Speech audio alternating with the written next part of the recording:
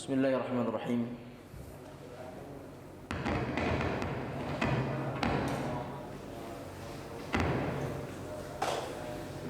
Bismillahirrahmanirrahim. Assalamualaikum warahmatullahi wabarakatuh.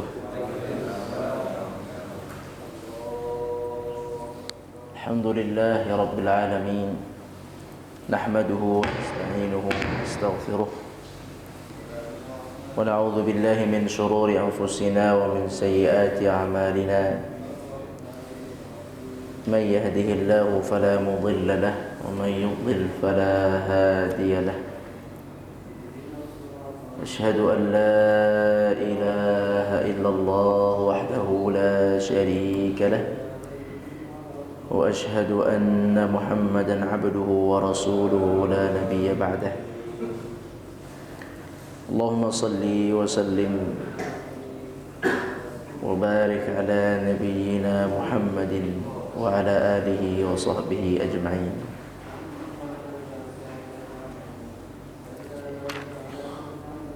Subhanaka la ilma lana illa ma 'allamtana innaka antal alimul hakim. Rabbana zidna ilma. Bismillahirrahmanirrahim. Alhamdulillah, kita pada kesempatan yang mulia ini sama-sama bisa kembali duduk sejenak untuk meningkatkan keimanan kita kepada Allah, mempelajari agama Allah Subhanahu wa taala, yaitu membahas tema mengenai al-hadis di dalam kitab Al-Arba'in An-Nawawiyah. Dan kita telah sampai di hadis yang ke-10. Ana akan bacakan hadisnya. Bismillahirrahmanirrahim. Sudah ketemu hadisnya? Bismillahirrahmanirrahim. An Abi Hurairah radhiyallahu anhu qala qala Rasulullah sallallahu alaihi wasallam inna Allaha tayyibun la yaqbalu illa tayyiban wa inna Allaha amara al-mu'minina bima amara bihi al-mursalin faqala ta'ala ya ayyuhar rusulu kulu minat tayyibati wa'malu salihan wa qala ta'ala ya ayyuhalladzina amanu kulu min tayyibati ma razaqnakum thumma dhakara ar-rajula يطيل السفر أشعث أغبر يمد يديه إلى السماء يا رب يا رب ومطعمه حرام ومشربه حرام وملبسه حرام وغذي بالحرام فأنى يستجاب له رواه مسلم. Naam, silahkan artinya.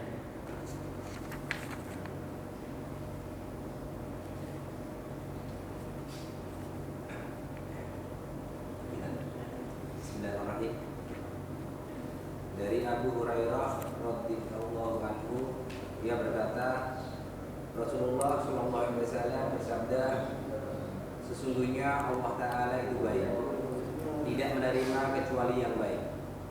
Dan sesungguhnya Allah memerintahkan kepada kaum mukminin seperti apa yang diperintahkan kepada para rasul. Allah Ta'ala berfirman, wahai para rasul, makanlah dari makanan yang baik-baik dan kerjakanlah amal soleh. Quran surat Al-Mu'min ayat 51. Dan Allah Ta'ala berfirman, wahai orang-orang yang beriman, makanlah dari rezeki yang baik yang kami berikan kepadamu. Quran surat Al-Baqarah ayat 172. Kemudian Rasulullah SAW menyebutkan seseorang yang lama bepergian, rambutnya kusut, berdebu, dan menengadahkan kedua tangannya ke langit, ya Rabbi, ya Rabbi, padahal makanannya haram, minumannya haram, pakaiannya haram. dan ia kenyang dengan yang haram, maka bagaimana doanya akan dikabulkan? Hadis riwayat Muslim. Nah, tema hadis ini bisa kita ambil dua tema ya. Bisa tema pertama atau kaidah yang kita pelajari dari hadis ini adalah kaidah pertama, bahwa syarat dikabulkannya doa adalah memakan dan menggunakan harta yang halal. Itu yang pertama. Jadi syarat kalau kita berdoa dan ingin mustajab atau diijabah oleh Allah, syaratnya kita menggunakan perlengkapan yang halal dan makanan yang masuk ke makan kita dan minuman juga adalah halal. Itu faedah pertama atau kaidah pertama dari hadis ini. Jadi hati-hati dengan yang haram karena bisa menghambat doa-doa kita. Yang kedua, bisa juga tema hadis ini adalah bahwa sedekah itu tidak akan diterima kecuali sedekah dari harta halal. Yang kedua adalah tadi, sedekah itu tidak akan diterima kecuali dari harta yang halal. Termasuk zakat. Zakat dari harta yang haram juga tidak diterima. Kemudian juga haji atau umrah dari harta yang haram juga tidak diterima. Allah tidak menyukai seseorang yang beribadah dengan sesuatu yang kotor, karena harta haram itu adalah harta yang kotor. Rasulullah SAW bersabda dari Abu Hurairah radhiyallahu anhu bahwasanya Rasulullah SAW bersabda, sesungguhnya Allah itu adalah baik, tayyib. Di situ apa terjemahannya? Baik. Sesungguhnya Allah itu baik dalam arti Allah Subhanahu wa taala adalah sempurna, tidak ada kekurangan sedikit pun. Tidak ada kezaliman sedikit pun, tidak ada cacat sedikit pun, naudzubillah min dzalik. Allah adalah maha sempurna. Allah adalah tayyib. Tayyib artinya baik, tapi maksudnya di sini adalah Allah maha sempurna. Karena Allah Subhanahu wa taala tayyib, baik, maha sempurna, tidak pernah melakukan yang kezaliman, maka Allah Subhanahu wa taala di sini la yaqbalu illa tayyiban. Karena sifat Allah adalah tayyib, maka Allah tidak menerima kecuali yang tayyib. Tayyib adalah baik. Maka Allah tidak menerima kecuali yang tayyib. Dan Allah Subhanahu wa taala memerintahkan kaum muslimin dan para rasul untuk mengkonsumsi yang tayyib. Sebagaimana firman Allah tadi dalam surat Al-Mu'minun, wahai para rasul, makanlah yang baik-baik dan lakukanlah amal soleh. Al-Mu'minun ayat 51. Jadi ada perintah untuk mencari yang halal. Ini perintah ini sunnah atau wajib ini? Mencari yang halal, makan yang halal.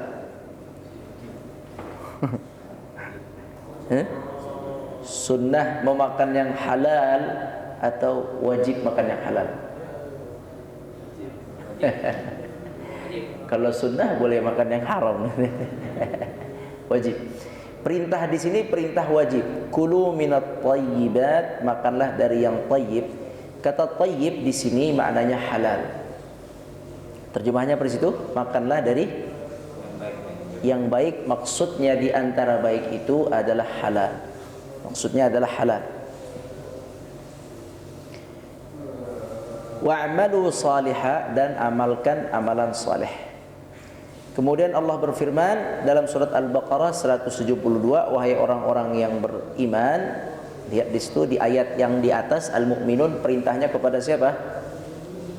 Kepada para rasul. Para rasul berarti dari zaman Rasul Nuh, dari manusia pertama tentunya Adam, terus para nabi dan para rasul utusan Allah, diperintahkan wajib makan yang halal. Kemudian di surat Al-Baqarah perintahnya untuk orang-orang yang beriman wajib makan yang halal. Kalau antum beriman, maka perintah makan halal itu juga datang kepada antum yang beriman, sebagaimana kepada para nabi dan rasul. Berarti ini perintah yang mulia yang ada sejak zaman dulu, yaitu mengkonsumsi yang halal. Yang halal semuanya sebenarnya, bukan hanya makanan, tapi apapun yang kita terima masuk ke dalam kantong kita, ke rekening kita, dan kita gunakan untuk diri kita atau keluarga kita, itu harus halal, wajib hukumnya itu halal. Karena perintahnya di sini kulu min thayyibat, makanlah yang halal. Baik itu ar-rusul, ya ayyuhar rusul, atau ya ayyuhalladzina amanu. Perintahnya kepada Rasul dan kepada orang yang beriman berarti kuat sekali ini perintah ini, dan sama perintahnya, sama-sama makanlah yang halal. Ma razaqnakum, yang halal yang kami rezekikan kepada kalian. Ini menunjukkan bahwa yang namanya rizki yang masuk bisa saja tidak halal, karena kata Allah kulu min thayyibat, makan yang halal.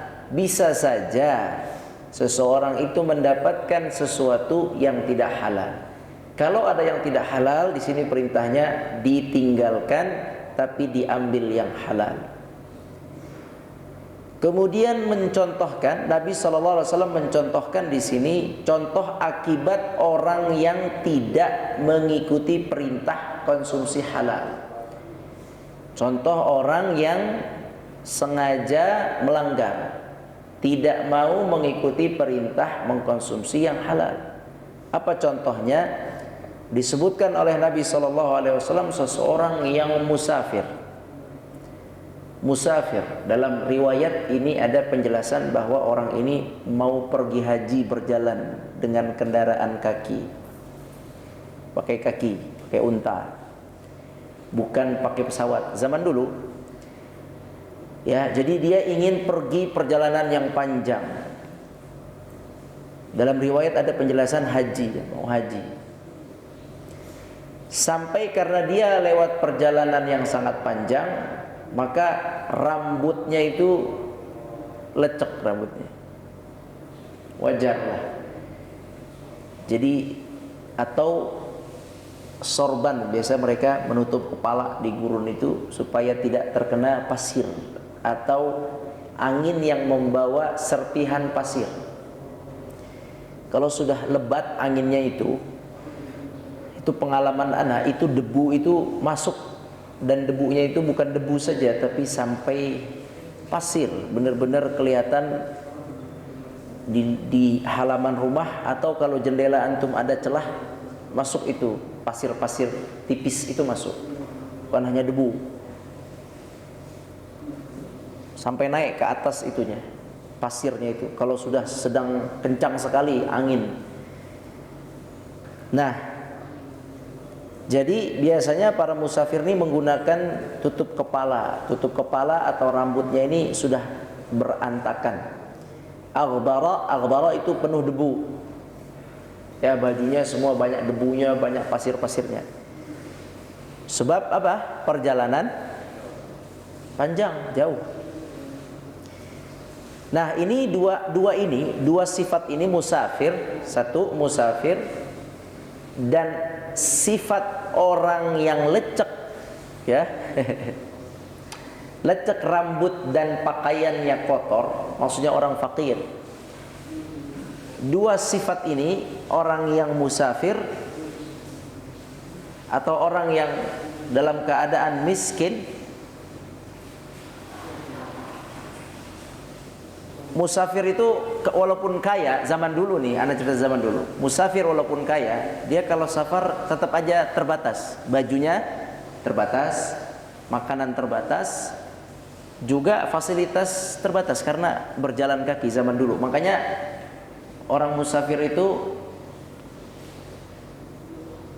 sekaya apapun musafir, ya, sekaya apapun musafir, ketika dia safar dia akan merasakan kesulitan. Makanya kata Nabi SAW, as-safar qit'atun minal azab. Safar itu bagian potongan kecil dari azab. Sebab ya safar, namanya safar. Tidurnya tidak di tempat tidur yang biasa kita tidur. Kemudian jamnya terkadang berbeda, di sini jam sekian, di sana jam sekian. Kemudian perjalanan walaupun naik kendaraan tetap saja letih, harus duduk.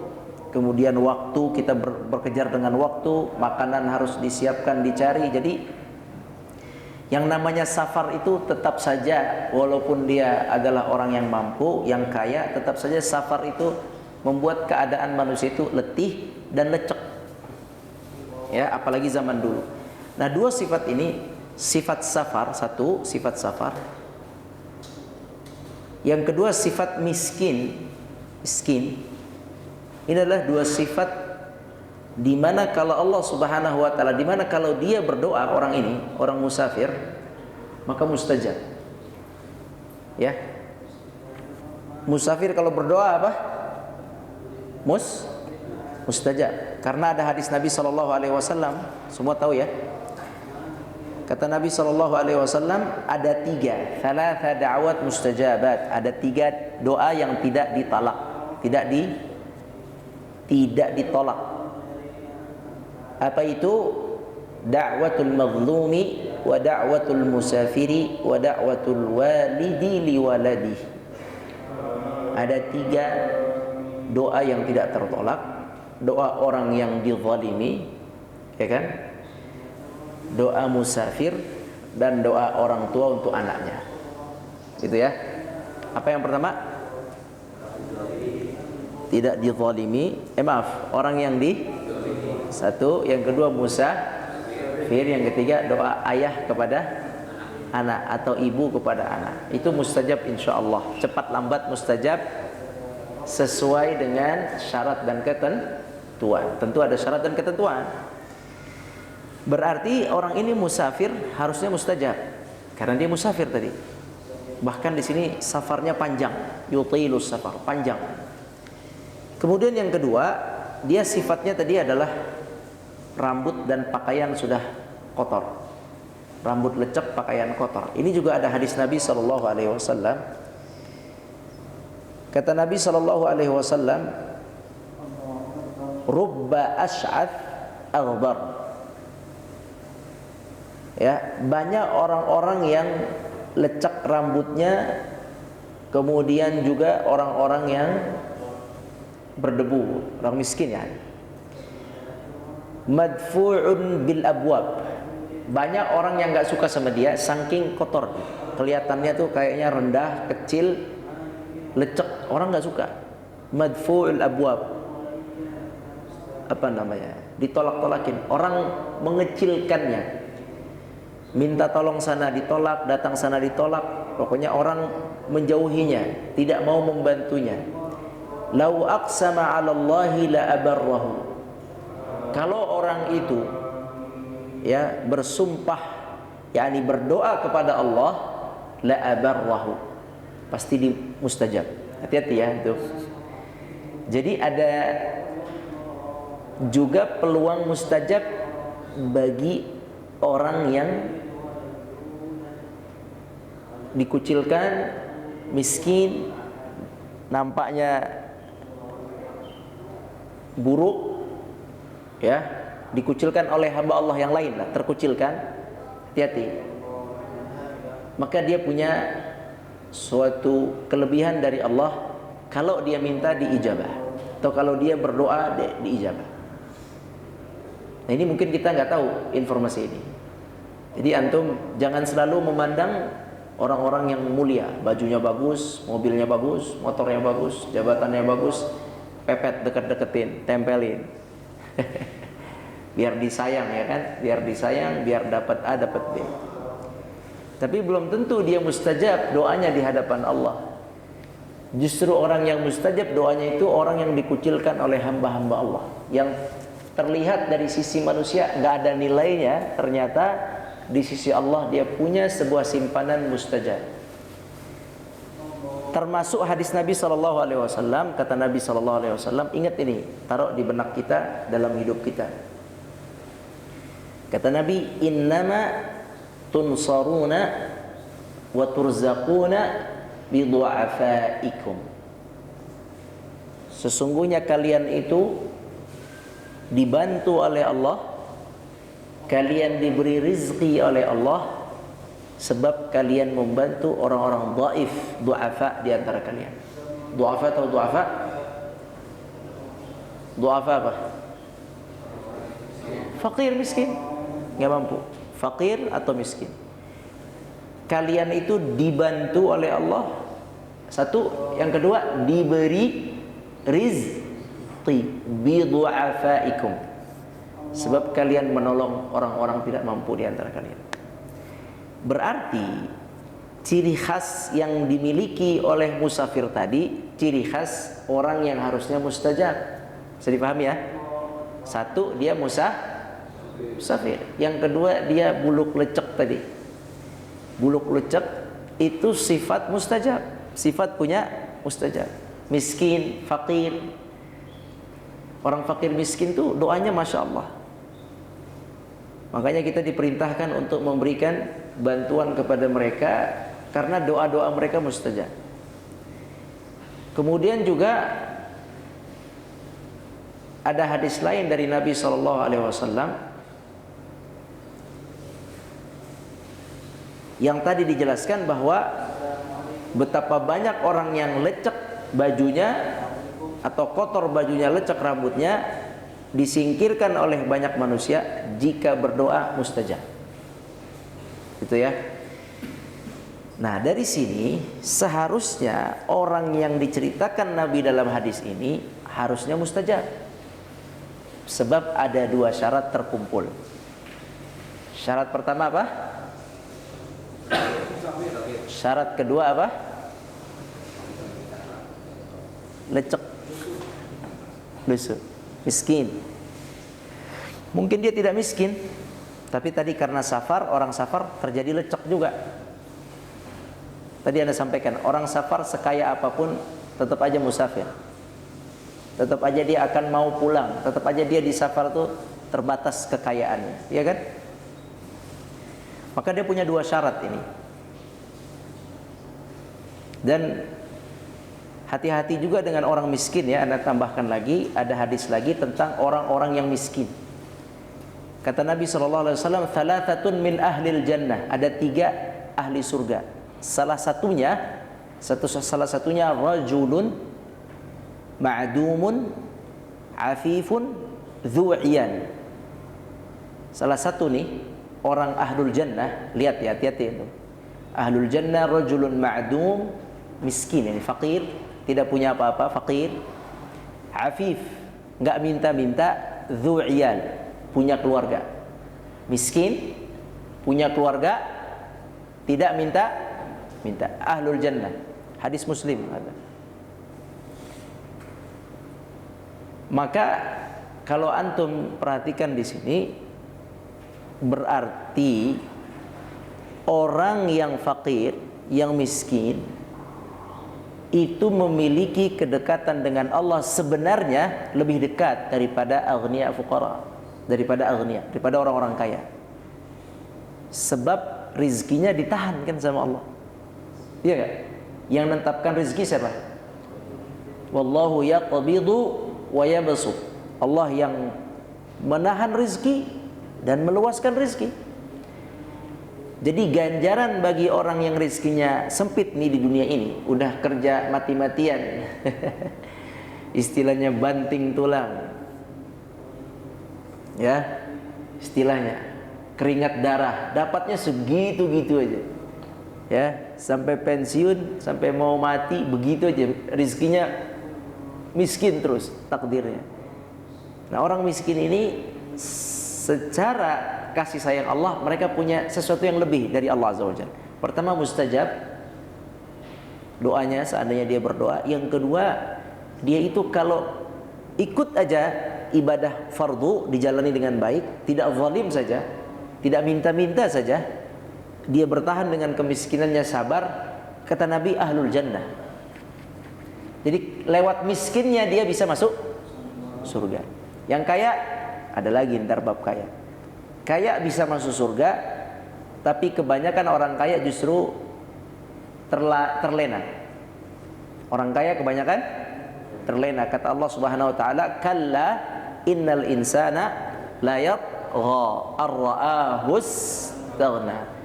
Manusia itu banyak yang semena-mena sebab istaghna, sebab dia itu kaya. Sebab dia punya jabatan dan kaya itu dua hal yang sama. Jabatan, kaya ini dua hal yang sama. Orang kaya punya posisi di masyarakat. Posisinya ya paling tidak posisi orang kaya, kan posisi juga. Walaupun bukan presiden, orang kaya ya kan. Tetap aja kalau ngomong didengerin. Bukan ketua RT, orang kaya tuh posisi orang kaya itu. Yang kedua, kalau punya posisi, punya duit juga. Kebanyakan begitu. Jadi orang kaya. Nah, karena dia kaya, punya posisi dan harta, layatha. Innal insana la yatgha, benar-benar dia lalai. Makanya orang kaya itu bukannya kita tidak boleh kaya, boleh, cuman antum harus ngasah iman dulu. Kok antum nggak kaya-kaya? Doanya udah terus-terusan, kerja udah bagus, gaji udah bagus, kok nggak kaya-kaya gitu ya? Karena Allah masih sayang sama antum. Kalau kita kaya, mungkin masuk layatgha tadi, layatgha, lalai. Dikit-dikit keluar masuk restoran, tiap bulan ganti-ganti mobil, beli tiket sana sini, makan siang di Singapura, makan malam di Malaysia, sholat subuh di Istiqlal. Itu karena apa? Orang kaya foya-foya aja, udah banyak. Anak-anak muda jalan-jalan tiap 6 bulan, 3 bulan sekali. Mana? Ke Bali. Besok mana?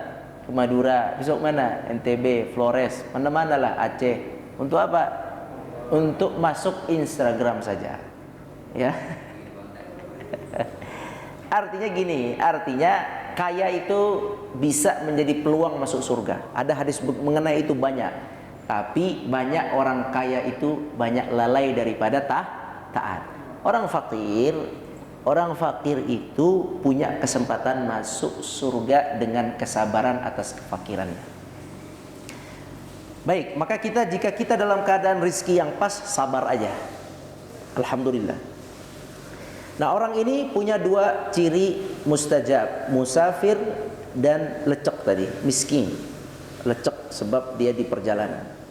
Kemudian dia mengangkat tangan ke langit. Nah, mengangkat tangan ke langit seperti ini, menengadahkan tangan, ini juga merupakan sesuatu yang pernah dilakukan oleh Nabi SAW dalam doa istisqa.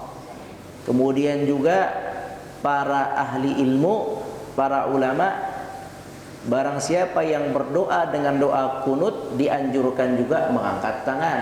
Kunut witir misalnya, yang kunut witir.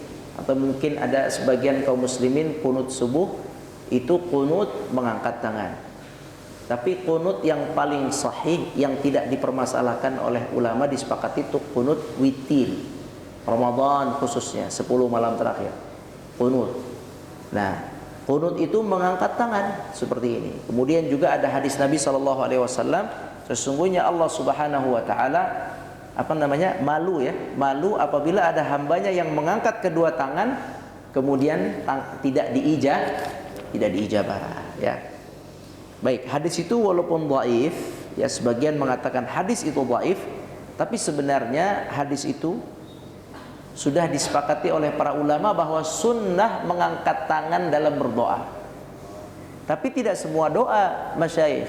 Doa masuk masjid, antum nggak perlu masuk masjid begini, Allahumma aftah li abwaab rahmatik, nggak perlu. Doa makan, Bismillahirrahmanirrahim, nggak semua doa harus angkat tangan. Masuk kamar mandi, Bismillah, a'udzubika, Allahumma inni a'udzubika minal khubuthi wal khaba'ith. Repot kalau semua doa antum harus angkat tangan. Doa tidur, Bismillahi, Bismika Allahumma ahya wa amut boleh, atau amutu wa ahya, dua-duanya ada dalam hadis. Dua-duanya hadis sahih Bukhari, enggak ada masalah. Bangun tidur angkat tangan lagi, alhamdulillahilladzi ahyana ba'dama amatana wa ilaihin nusyur. Yani tidak semua. Naik mobil, jadi tidak semua doa itu angkat tangan.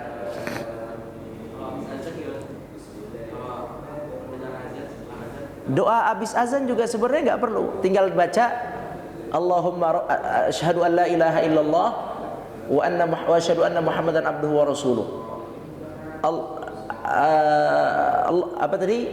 Allahumma rabb hadhihi ad-da'wati at-tammah was-salatil qa'imah ati Muhammadanil wasilata wal fadilah wab'athhu maqaman mahmudan alladhi wa'adtahu innaka la tukhliful mi'ad. Kemudian kita baca raditu billahi rabba wa bil islami dina wa bi Muhammadin sallallahu alaihi wasallam nabiyya wa rasulah.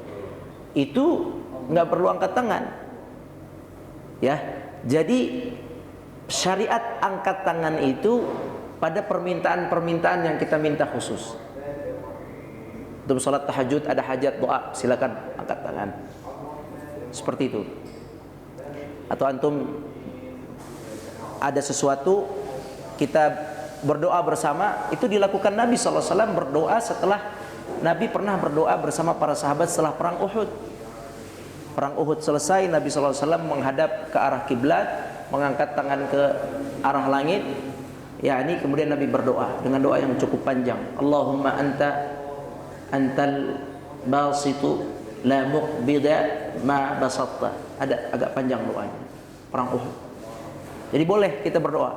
Yuk sama-sama kita berdoa. Gak ada masalah. Di situ permohonan kita angkat tangan. Tapi kalau doa-doa yang tadi tuh, yang masuk masjid, keluar masjid, apa lagi?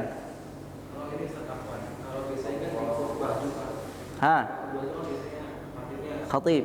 Nah, khatib itu ada hadis.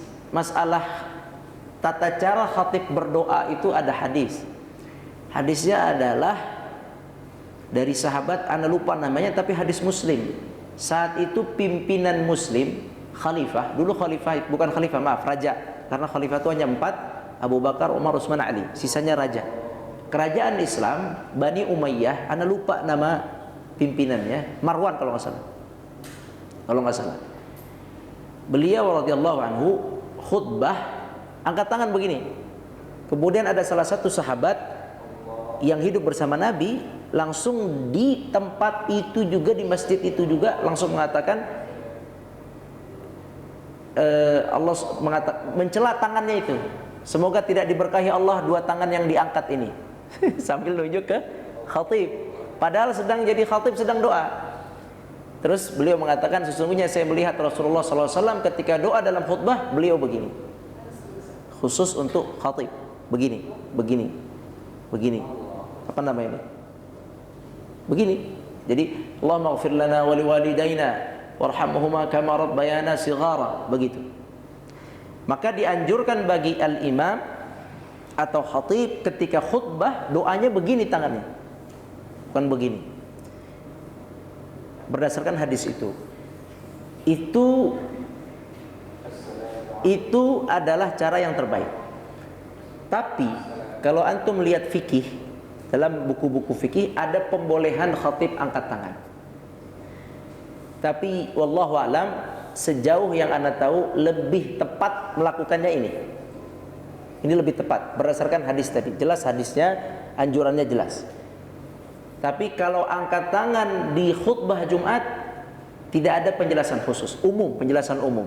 Selama ada penjelasan khusus yang tadi, bahwa sahabat tersebut mengatakan saya melihat Nabi dalam khutbah itu berdoa begini, maka ini yang dipegang begitu. Karena ada teks hadisnya, Nabi saat berarti kan pas, maka dipakai yang itu. Adapun mengangkat tangan seperti ini bagi khatib untuk berdoa di khutbah Jumat itu hadis umum tentang sunnah atau anjuran angkat tangan dalam meminta kepada Allah. Jadi kita ambil yang hadis khusus. Tadi hadis khususnya apa? Begini. Nah, bagaimana dengan makmum? Sama, makmum yang di bawah boleh nggak diangkat tangan? Ini juga ulama beda pendapat. Ada yang mengatakan tidak perlu, cukup aja begini mengucapkan amin, amin, amin. Ada yang mengatakan silahkan mengangkat tangan. Sama kayak kunut. Kunut boleh kita angkat tangan bagi makmum, boleh angkat, boleh tidak. Tapi bagi imam dianjurkan mengangkat. Atau bagi antum yang kunut sendiri nanti sholat witir antum di rumah, misalnya antum di rumah sholat witir 1 rakaat atau 3 rakaat, boleh 1, 3, 5 gitu ya, 7. Antum mau witir, kemudian antum mau kunut. Karena kunut itu dianjurkan di witir. Ada kunut ada 3, nazilah, witir, subuh. Yang dipermasalahkan subuh. Nazilah ada, witir ada, subuh yang jadi perdebatan. Misalnya antum mau coba kunut witir, Allahumma hadini fi man hadait wa afini fi man afait. Itu sunnahnya antum angkat tangan. Nah, kalau antum makmum sama kayak khutbah. Tidak mesti angkat tangan. Kalau mau silahkan, tidak juga silahkan. Tapi yang dianjurkan apa? Mengucapkan amin, amin, amin, begitu. Itu anjurannya. Tapi kalau antum mau angkat tangan nggak ada masalah, nggak ada masalah. Karena tidak ada hadis khusus, ngerti nggak? Ada nggak hadis khusus suruh angkat tangan ketika imam berdoa? Nggak ada hadis larangan, nggak ada hadis anjuran. Pakai hadis umum, ya udah silakan aja. Tapi kalau buat khatib ada hadis. Kalau ada hadis khusus itu selalu dikedepankan. Itu yang dipakai, dikeluarkan yang hadis umum. Bisa dipahami? Nah, antum lihat aja khatib besok Jumat. Tapi antum jangan salah paham. Seandainya beliau begini, bisa jadi beliau amalkan begini atau beliau belum tahu begini. Karena setahu Anda tidak semua khatib itu mempelajari dengan baik rukun syarat khutbah. Nggak semuanya. Ya, begini caranya. Sama nggak semua imam itu mengerti tajwid dengan baik. Nggak semua imam itu mengerti tajwid dengan baik. Dan nggak semua imam itu mengerti tata cara sholat dengan baik. Percaya nggak itu? Imam lupa imamnya. Bingung dia bagaimana. Gara-gara subhanallah. Karena tadi tuh nggak semua imam, nggak semua khatib itu license. Karena kita nggak ada lembaga license untuk imam. Tapi dokter ada, ID, ya kan? Jadi kalau dokter terus juga advokat itu kalau nggak salah ada member kartu-kartu legalnya. Kalau ustadz nggak ada kartu legalnya. Mau dibikin sama Depak kan banyak yang protes. Nggak ada legalnya. Jadi asal kita itu lulusan pesantren gitu kan. Anda juga dulu gitu, lulusan pesantren udah bisa ngaji, udah bisa ustadz.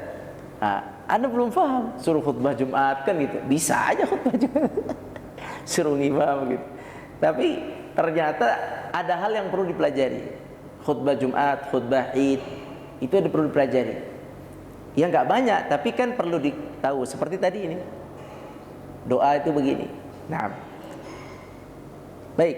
Jadi tadi dia ada 3 syarat yang terpenuhi. Musafir, terus lecek-lecek tadi kayak tampang orang miskin. Yang ketiga dia angkat tangan.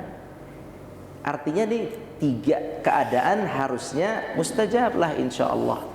Apalagi musafir itu udah paling gitu, paling syarat paling kuat untuk mustajab. Kemudian dia berdoa kan, udah 3 syarat terpenuhi. Tapi ada tapinya, makanan, minuman, pakaian yang ada di tubuhnya semuanya haram. Coba antum bayangin. Jadi sama aja nih, antum bapak ke anak, syaratnya terpenuhi. Doa bapak ke anak mustajab. Atau mazlum, antum dizalimi, syaratnya terpenuhi, antum dizalimi.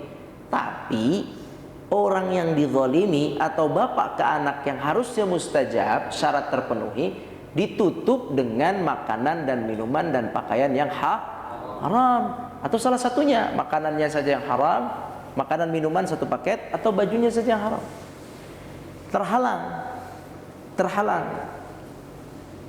Kata Nabi, fa anna yustajabu lahu, bagaimana mau diijabah? Nah, kan artinya sangat rugi sebab sesuatu yang sementara tadi, harta sementara, kebutuhan kita yang lebih besar tidak mustajab.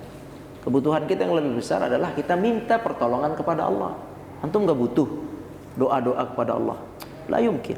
Antum lebih butuh berdoa mustajab daripada antum butuh duit. Dengerin nasihat anak. Daripada antum dapat duit banyak tapi nggak mustajab, mending antum mustajab walaupun rezeki pas, yang penting halal. Halal. Anak tuh sering minta dalam doa anak, Allahumma ja'alni mujabud da'wah. Anak doa suka begitu. Entah kenapa anak minta gitu. Ya Allah, jadikan saya orang yang mustajab doanya. Di zaman Nabi ada sahabat yang dijadikan mustajab doanya. Kalau berdoa mustajab. Ya. Sa'ad namanya. Dan Nabi SAW pernah berdoa kepada Sa'ad. Ya, kata Nabi SAW, kata Sa'ad bin Abi Waqqas berkata kepada Nabi, ya Rasulullah, ud'ullaha li an yaj'alani mustajabat du'a, ad-da'wah. Ya Allah, jadikan aku, ya Rasulullah, doakan kepada Allah supaya aku mustajab doa aku. Yang minta Sa'ad kepada Rasul. Sa'ad ini banyak, ada Sa'ad bin Mu'adz, ada Sa'ad bin Utbah, ada Sa'ad bin Abi Waqqas. Ini Sa'ad bin Abi Waqqas. Kata Sa'ad bin Abi Waqqas minta agar dijadikan mustajab doa. Antum juga boleh. Allahumma ja'alni mustajabat da'wah atau mujabud du'a. Jadikan aku orang yang mustajab dakwah doanya. Itu digunakan bukan untuk mencelakakan orang, untuk antum punya hajat mendesak. Iya. Itu. Dan syarat berdoa itu harus yakin. Ud'ullaha wa antum muqinun bil ijabah. Ketika antum angkat tangan berdoa memuji Allah, itu hati antum yakin bahwa yang dimintai pertolongan sangat mampu untuk mengijabahnya. Keyakinan itulah yang kata Nabi, wa antum muqinuna bil ijabah. Kalian harus yakin diijabah. Itulah nanti akan mendatangkan ijabah dari Allah Subhanahu wa taala. Karena Allah itu tergantung keyakinan kita, tergantung prasangka kita. Nah, Sa'ad minta. Kemudian kata Nabi SAW, ya Sa'ad, nih lihat, Nabi mau doain kan? Doain supaya apa? Doanya mustajab, biar ini jadi mustajab. Tapi kata Nabi SAW, ya Sa'ad, atib mat'amaka. Nah, halalkan makananmu, takun mustajabad da'wati. Halalkan makananmu. Walladhi nafsu Muhammadin biyadi, innal abda la yaqdhifu luqmatal haram fi jawfihi ma yataqabbalu Allahu minhu amalan 40 yawman. Orang yang memasukkan yang haram pada mulutnya, maka tidak akan diterima oleh Allah selama 40 hari. Jadi mendingan antum mau doanya mustajab, jadi orang yang doanya mustajab, atau uangnya haram, banyak tapi haram? Banyak halal. Banyak halal mustajab. Boleh.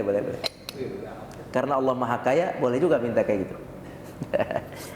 Tapi tadi jangan antum jual doa antum yang insya Allah berpotensi diterima oleh Allah, dijual karena harta haram. Ingat itu pesanannya. Jangan sampai. Kalau ada yang tidak jelas haram syubhat, keluarkan. Nah, sekarang udah paham ya bahwa tinggalkan yang haram untuk mustajab doa. Taib. Itu inti. Kemudian begini, seandainya kita pernah kena yang haram, ada uang haram, riba misalnya, atau gini deh, ana punya bisnis pakai BCA, di bank BCA tuh ana ada misalnya 50 juta sampai 100 juta. Tiap bulan uang itu ada apanya namanya interest ya, bunga, ya kan, ada bunga. Nah, bunga itu satu, itu bunga di situ. Atau misalnya ana punya simpanan, karena ini simpanan untuk beli rumah misalnya 500 juta, dikit lagi mau sampai 700 udah kebeli di kampung misalnya. Anda tabung terus, udah 2 tahun, 3 tahun. Itu kan 500 juta ada bunganya. 500 juta bunganya berapa tuh? 200 ribu ada? 200 ribu per bulan. Misalnya, Anda nggak tahu berapa. Misalnya 200 ribu. Kali setahun 2,4 juta kan? Iya. Nah, antum itu kan uang haram tuh.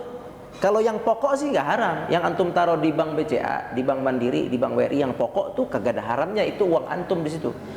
Yang haram itu adalah ketika dia bagi bunga. Nah, yang itu yang dikeluarin. Sekarang kalau kita makan itu bunga, banyak orang pensiunan ditaruh uang pensiunnya untuk biar pokoknya aman, dimakan bunganya. Itu apa tuh? Kenapa tuh? Sebab tidak paham. Banyak ternyata seperti itu tata cara bertahan hidup pasca pensiun. Iya, di deposito supaya ngomongnya adalah supaya uangnya tidak berkurang, tapi tetap bisa melanjutkan hidup.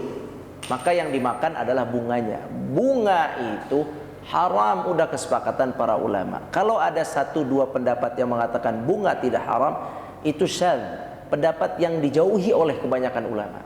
Antum mending jangan pakai yang itu. Itu musibah buat diri antum. Udah antum ikuti yang aman. Haram, kebanyakan ulama haram. Udah jelas kok. Nah, seketika itu haram, kita makan, jadilah kayak gini. Antum mau dizalimi, mau musafir, mau ayah ke anak, anak ke ayah, nggak ada gunanya. Mau habis salat, mau dalam sujud, nggak ada gunanya. Mau depan Ka'bah, di depan Multazam, di Raudhah, mau di mana antum, saat-saat mustajab, nggak ada gunanya, sebab yang masuk haram. Dan Nabi SAW mengatakan SAW, tidaklah ada badan yang tumbuh dari daging yang tumbuh dari harta yang haram kecuali dia lebih berhak masuk neraka. Dan orang yang sudah terbiasa dengan haram, dia tidak akan membedakan mana halal mana haram. Dia akan mengatakan, tahu nggak itu?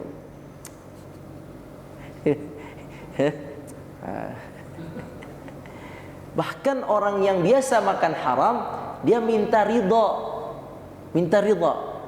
kepada si pemberinya, padahal dia sebenarnya tahu ini haram.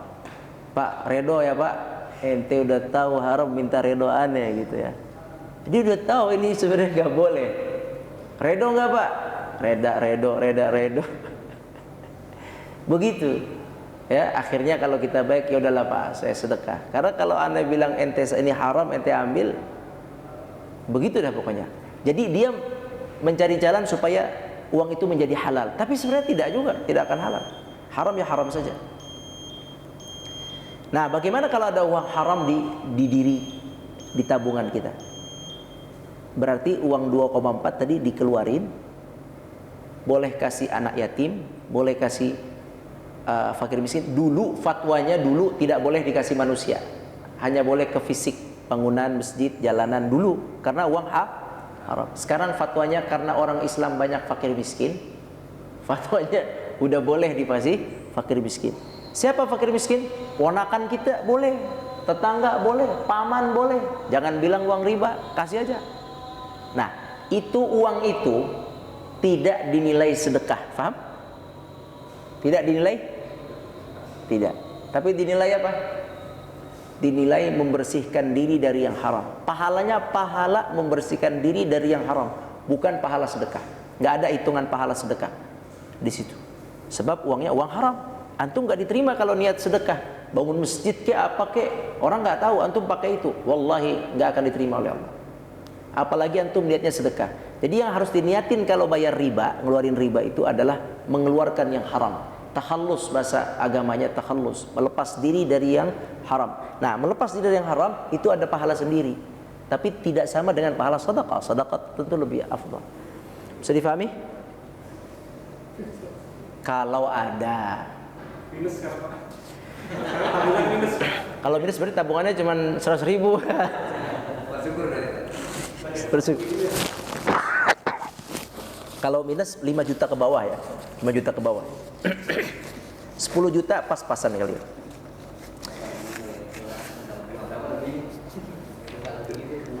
Jadi begitulah kurang lebih hadis ini. Kesimpulannya adalah antum, kita butuh dengan doa baik setiap sujud. Ana menyarankan perbanyaklah doa dalam sujud, dia lebih mustajab, lebih dicintai oleh Allah, dan Allah lebih dekat kepada kita di sujud. Ba'da shalah silahkan kalau mau berdoa, karena ada hadis tentang doa setelah salat mustajab. Tapi hadis itu diperdebatkan, apakah pas habis salat atau sebelum salam, diperdebatkan. Tapi tidak masalah, banyak ulama yang menganjurkan salat doa ba'da shalah, doa setelah salat. Tapi yang ulama enggak debat itu doa dalam sujud, begitu. Amalilah amalan-amalan yang ulama enggak banyak debat.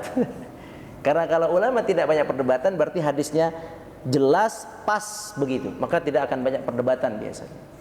Maka antum perbanyaklah doa dalam sujud, dan kita perlu doa sekali lagi.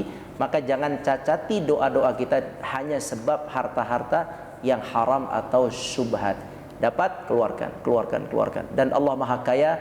Ana sering sampaikan di mana-mana bahwa cara mencari rezeki itu adalah suatu perjalanan panjang. Enggak dapat hari ini, besok. Enggak dapat besok, lusa. Enggak dapat lusa, umur 40. Enggak dapat umur 50, 60. Pasti dapat. Antum semua akan punya rumah demi Allah. Cuman tunggu aja waktunya. Ya, kalau umurnya nyampe, ya, cuman tunggu waktunya. Ana juga belum punya rumah, tapi ana yakin ana punya rumah pada waktunya. Karena Anda bilang rezeki itu enggak hari ini, besok. Enggak besok. Kalau ada umur punya rumah, kalau enggak ada umur mati enggak punya rumah. Dapat rumah di surga insyaallah. Satu, bahwa nyari rezeki itu perjalanan panjang, sabar. Yang kedua, rezeki itu sumbernya banyak. Enggak hanya dari tempat kerja kita. Banyak, bisa dari sana, bisa dari sini, ada aja. Jadi antum yakin dua itu perjalanannya ini adalah pelan-pelan, dapat enggak sekarang bisa besok. Yang kedua, jangan antum berpikir sebagai pegawai sumbernya hanya itu kesalahan. Minta sama Allah dari sumber-sumber yang tidak pernah dikira dan disangka. Allah Maha Kaya, makanya jangan suuzon dah pokoknya. Biasanya pegawai cuman mengharapkan surat pengangkatan kerja, itulah gajinya. Itu jadinya begitu, gajinya itu doang. Dia harus yakin kepada Allah bahwa sumber rezeki itu banyak. Tidak tahu dari mana, tapi banyak. Wallahu a'lam. Sudah ya, sampai di sini. Aku qouli hadza. Ada tanya enggak? Bayar kalau nanya. Bayar ke pengurus. Enggak ada ya. Baik, terima kasih. Barakallahu fikum semua yang hadir dan panitia. Semoga Allah berkahi kita. Allah jauhkan kita dari tipu daya harta. Allah jadikan kita istiqamah dengan rezeki yang ada dan bersyukur kepada Allah Subhanahu wa taala. Muslim itu hidup, kata Ibnul Qayyim Al-Jauziyah, dalam 3 hal saja. Kalau ada rezeki, ada kebaikan, ada kenikmatan, dia bersyukur. Kalau ada musibah, ada berat, dia sabar. Kalau ada dosa, dia istighfar. 3 itu aja kita putar. Syukur, sabar, istighfar. Wallahu a'lam. Aqulu qouli hadza wa astaghfirullah li wa lakum. Wassalamualaikum warahmatullahi wabarakatuh.